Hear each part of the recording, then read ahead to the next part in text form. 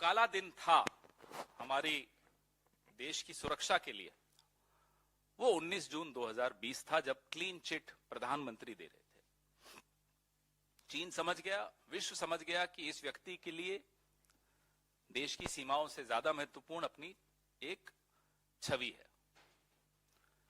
तो सबसे बड़ा फेलियर तब होता है जब डिप्लोमेसी में, जब आपकी कमजोरी दुश्मन को समझ में आ जाती है, और आपने तो खुलकर अपनी कमजोरी दुश्मन के सामने रख दी। मैं आपको एक उदाहरण देता हूं। जब 2014 में मोदी जी पहली बार प्रधानमंत्री बने, तो चीन का मुखपत्र ग्लोबल टाइम्स लिखता है कि मोदी जी का काम करने का तरीका और सोच चीन के बहुत नजदीक है, हम उनके साथ काम करने में बहुत सहज महसूस करते हैं। As a right winger in Indian politics, Modi is more likely to become India's Nixon, who will further propel the India-China relationship. ये जो अप्रूवल सीकिंग की जो आदत है ना, अंग्रेजी में तो इसको अप्रूवल सीकिंग कहते हैं, मोदी जी की जो ये कमजोरी दुश्मन देश के हाथ में आ गई है कि साहब इनकी तारीफ कर दो तो ये बिछ जाएंगे आपके लिए। ये सबसे बड़ी हमारी डिप्लोमेटिक फेलियर है। You allowed the Chinese to understand your weakness. You should have left diplomacy to diplomats. You should have left foreign policy to the foreign minister.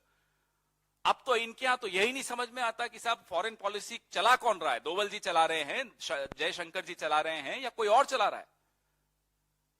तो हम अकाउंटेबिलिटी भी किस पर फिक्स करेंगे, सवाल भी किससे उठाएंगे। तो डिप्लोमेटिक फेलियर मैं नहीं समझता, जैसा कि मेरे कुलीग ने बड़ा सही कहा, न हम इस पे रक्षा मंत्री पर सवाल उठा सकते हैं, न विदेश मंत्री पर सवाल उठा सकते हैं, न ही शायद दोवल जी पर उठा सकते हैं। प्रधानमंत्री सीधे सीधे जिम्मेदार हैं, क्योंकि वो क्लीन चिट उन्होंने दी थी।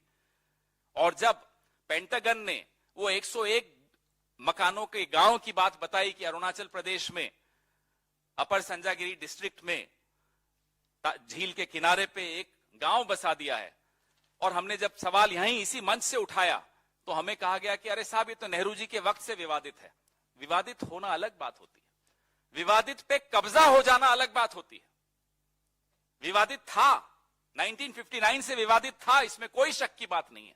लेकिन उसके बाद जितनी ट्रीटीज हुई हैं, उन ट्रीटीज में यह स्पष्ट कहा गया था कि दोनों तरफ में से कोई भी उस स्टेटस को नहीं डिस्टर्ब करेंगे, यथास्थिति को नहीं चेंज करेंगे, परिवर्तित नहीं करेंगे।